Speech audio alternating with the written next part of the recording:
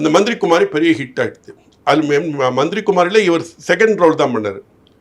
SA. நடராஜன்கிறது அவர் தான் main roll. இவருக்கு அடுத்தது எம்ஜிஆர்.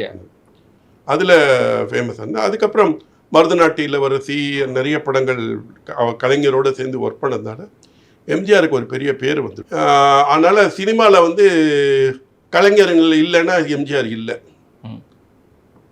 அப்படின்னு ஒன்று ஆணித்தரமாக நான் சொல்லலாம்.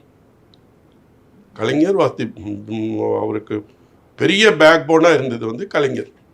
அந்த பேஸ்மெண்ட் அமைச்சு கொடுத்தது. ஆமாம், பேஸ்மெண்ட் அமைச்சு கொடுத்தது கலைஞர். அதனால தான் அவங்களோட உறவு ரொம்ப நாள் இருந்தது. அது வந்து அவர் சீஃப் மினிஸ்டர் ஆனதுக்கு அப்புறமும் டிஎம்கேல சீஃப் மினிஸ்டர் ஆனதுக்கப்புறம் தொடர்ந்தது அந்த மாதிரி.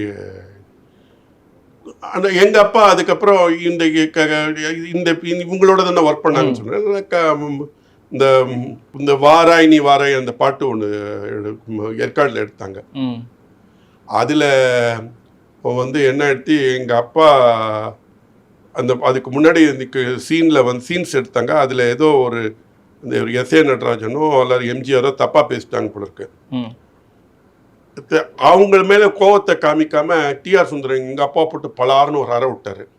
கண்ணாடி அண்ணன் பக்கம் தூக்கி போடுத்து.